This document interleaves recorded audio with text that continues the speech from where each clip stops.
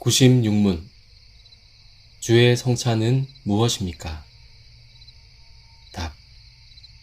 주의 성찬은 성례로서 그리스도의 재정하심에 따라 떡과 포도주를 주고받는데 이것에 의하여 그의 죽음이 나타나 보이고 합당한 수찬자는 신체적이고 육체적인 방식이 아니라 오직 믿음에 의해서 그의 몸과 피에 그의 모든 유익과 함께 참여하는 자로 만들어져 영적인 양육에 이르고 은혜에서 성장합니다. 해설입니다. 앞서 살펴보았듯이 우리는 성례보다 말씀을 우선시하지만 이단 로마 가톨릭은 성례를 우선시합니다. 그 이유는 그들이 잘못된 이단적인 화채설을 믿기 때문입니다.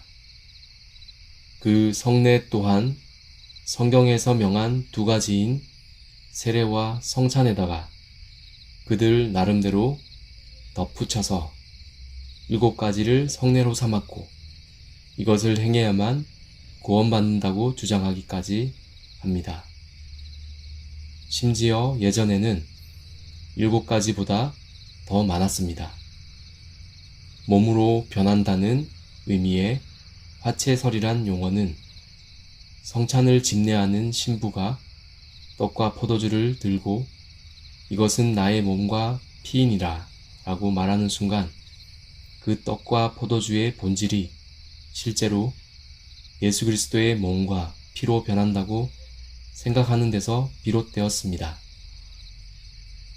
화채설을 신봉하는 이단 천주교에서는 성찬에 사용되는 떡과 포도주를 매우 중요하게 다룹니다. 성찬식을 영성체라고 부르면서 떡과 포도주가 땅에 떨어질까봐 매우 조심합니다. 단지 예식의 분위기가 흐트러지는 것을 염려하는 정도가 아니라 예수 그리스도의 진짜 몸과 피를 바닥에 떨어뜨려 불경죄를 지을까봐 두려워하는 것입니다. 또 그들은 떡과 포도주를 함부로 돌리지 않고 줄을 서서 한 사람씩 나오게 합니다.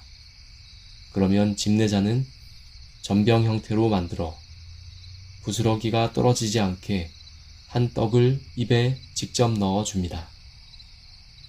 포도주 잔을 엎거나 바닥에 흘릴 위험 때문에 특별한 경우가 아니면 집례자가 대표로 마실 뿐입니다. 영성체 후 남은 예수 그리스도의 몸과 피는 버릴 수 없으므로 특별한 장소에 보관하며 신부가 미사에 참여하지 못한 자들에게 그 후에도 사적으로 성찬을 시행할 때 사용합니다. 그래도 남는 떡과 포도주는 어쩔 수 없이 신부가 먹고 마십니다. 지금까지 여러 번 살펴보았듯이 성경은 그리스도의 의의 전가스를 전하지만 이단 로마 가톨릭은 주입설을 믿습니다. 그들은 전가설로 설명되는 신자의 법정적 의의는 허구라고 비난하면서 실제로 개인에게 의로움이 발생해야 한다고 주장합니다. 그리스도의 의가 신자에게 주입되어 신자 안에 있는 의를 작동시켜 실제로 많은 의를 이루어야 한다는 것입니다. 그들은 여기서 신자들에게 성의의 은혜가 계속 주입되는 방법이 바로 성찬이라고 합니다. 그리스도의 몸과 피로 변한 떡과 포도주를 받아 먹는 것이 은혜의 주입과 직결된다고 보는 것입니다. 이처럼 그들의 칭의론과 성찬론은 밀접하게 연관되어 있습니다. 그런데 그리스도의 몸과 피로 실제로 변한 떡과 포도주의 맛은 왜 그대로일까요? 실제로 변했다면 당연히 맛까지 달라져야 하지 않을까요?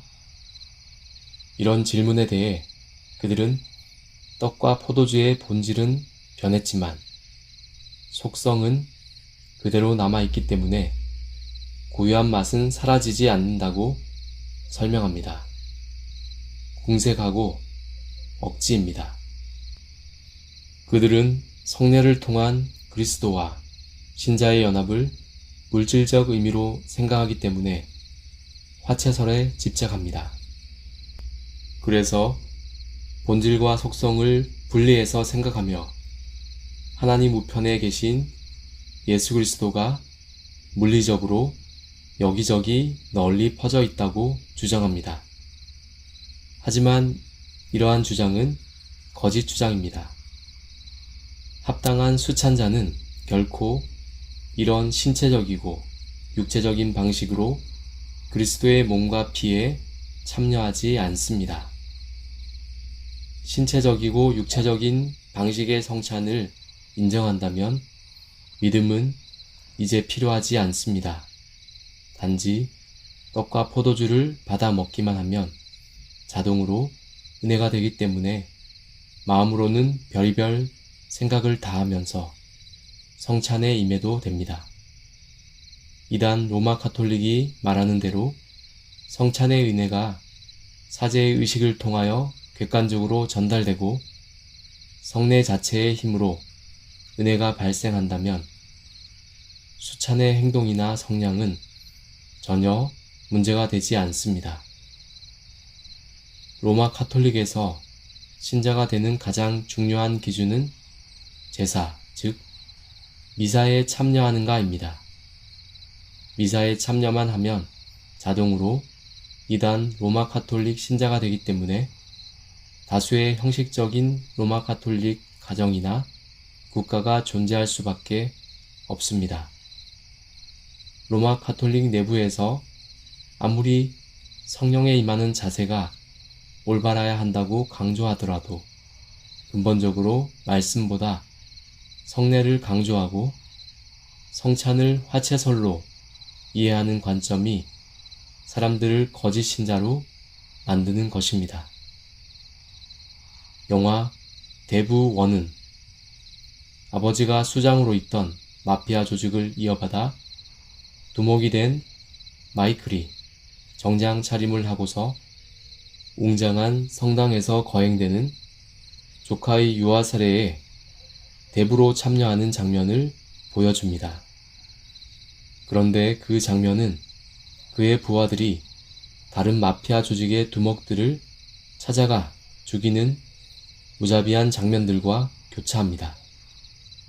마이클은 자기 부하들에게 살인을 지시해 놓고는 거룩한 세례식에 잠옷 진지하게 참여해 완벽한 알리바이를 만들어 놓은 것입니다. 현실에서는 어떨까요? 이단 로마 가톨릭에서는 실제로 살인을 지시하고도 유아 세례와 성찬에 참여할 수 있습니다. 그리스도의 몸과 피가 된 떡과 포도주를 먹기만 하면 그 자체로 은혜를 받을 수 있기에 참여자의 삶이나 마음이 문제되지 않는 것입니다. 저는 대부원의 유아세례 장면을 보면서 종교개혁의 빌미가 되었던 면죄부가 떠올랐습니다.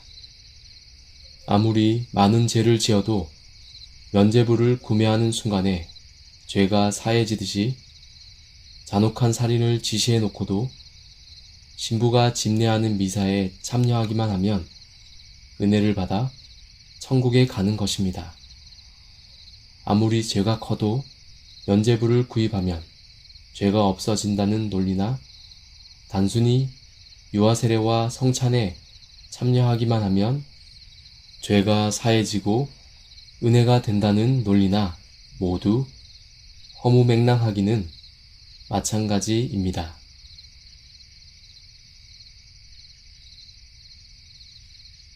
내가 주를 바라오니 성실과 정직으로 나를 보호하소서. 있어